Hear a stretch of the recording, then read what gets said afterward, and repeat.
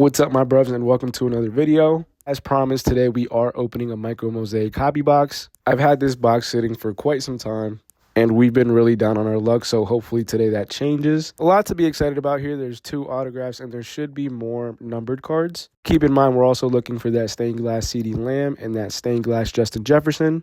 I'm also cool with the micro mosaic. If Panini wants to bless me, it can be Jamar Chase or Jettas. We'll see what we get. I know these hobby boxes tend to come with the Silver Knight design. It's like that one card that has like the Panini logo that reflects off of it, so it's pretty cool. Here we get a look at our first silver. It's Mike Singletary, and right behind him is a nice Hyper Tyler Warren. Here's the Men of Mastery insert. I've opened a ton of Mosaic retail and never found one in there, so I guess those are hobby exclusives. I could be wrong. And it looks like for the rest of this pack, we're just going through some base cards.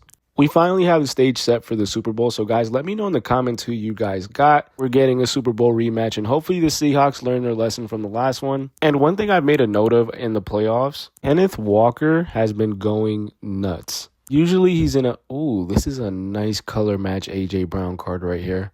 But usually he's just splitting carries with Zach Charbonnet, but he is out for the season. K9's had some woes throughout the season as well. He's starting to look like himself again. I mean, on some runs, it just looks like he's running backwards or anywhere but forward. But he really is a dog, though. Out of this pack, I really like that A.J. Brown card, and then that silver montage Baker Mayfield was actually a nice card. But yeah, that Broncos and Patriots game was kind of boring, and then the NFC game was just so exciting. It's just Puka and JSN going back and forth. They were literally catching anything and everything. Here's a nice red Hyper Dylan Gabriel Prism. Let's see if it's numbered. I get confused on some of these cards. Maybe I actually should have read the box. Some of these parallel cards just seem like they're supposed to. And speaking of the devil, JSN himself, and let's see if this is numbered as well. It's not, but I mean, this is a sick card. But yeah, I mean, I'm just totally confused on which of these are supposed to be numbered and which aren't. But it looks like we're just going to have some more base here, and let's move on to the next one. And as we're swifting through these cards together, I already know what I'm looking for. In the comments, I really want you guys to let me know what in Mosaic is what you would be looking for. For the product images that Panini put up on their website, I know there's also a micro Mosaic Josh Allen in here somewhere. And there might be a lot of mixed comments in the air about Josh Allen, but I mean, that guy's a menace. Arguably, the Bills are one wide receiver one away from making the Super Bowl.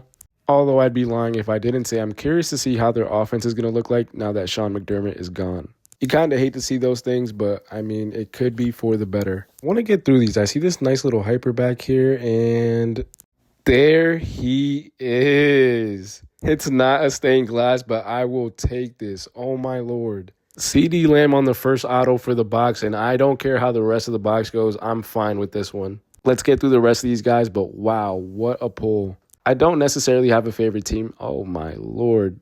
Mr. Dart on the introductions. Is this numbered? It's not, but this is a nice card. But I really love tuning in and watching the games when they're on. And Mr. CeeDee Lamb is definitely one of my favorite receivers, so I'm so happy that we just pulled that auto.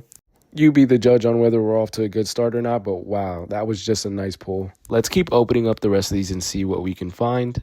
I didn't look at the whole checklist, but if there's a Justin Jefferson auto or Jamar Chase auto, we're going nuts. So far, I definitely am seeing that gap in quality. Oh, and here it is. So we have a Dylan Gabriel on this parallel, but this is the Silver Knight. So this is the card that comes with like the Panini logo. And I mean, I wouldn't have wanted Dylan Gabriel, but whichever player you slap on there, it's just a nice looking card. And here he is again. I have JSN on the Hyper montage. Not numbered, but that is a good looking card. But as I was saying, I mean, I wouldn't say gap in quality. The cards feel the same as you would in a retail box.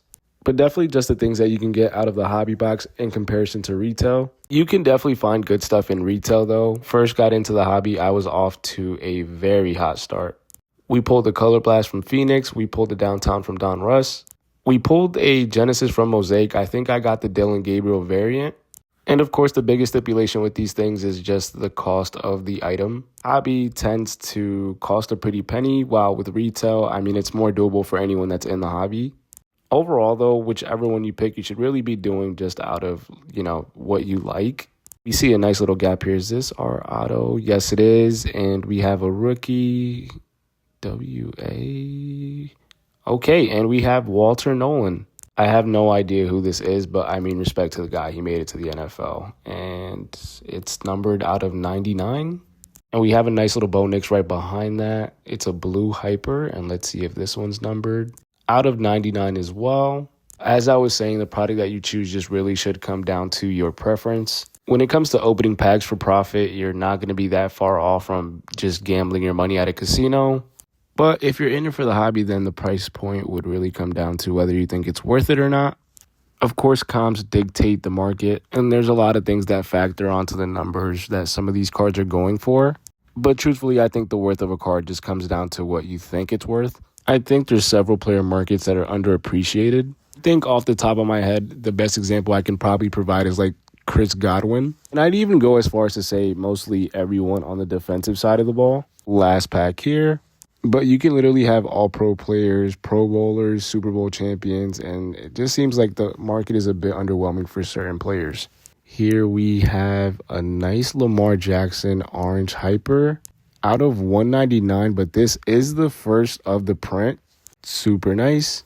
We have some more hypers, and I've seen this insert as we have this nice pink Omarion Hampton Storm. Number 12 out of 49. That is a super short print, and this card is beautiful. But I've seen those carbon copy inserts, and I mean, Pat Mahomes and Caleb Williams is definitely an interesting comparison. And as we conclude this pack opening, let's go over some of the things that we pulled. If you guys are into the content, please like and subscribe. It helps so much. For most of the cards, if you saw and liked any, I'll have a link in my description to my shop. I'd love to help you guys add those to your collection. Thank you so much for watching again, guys, and I'll see you in the next one, my bruvs.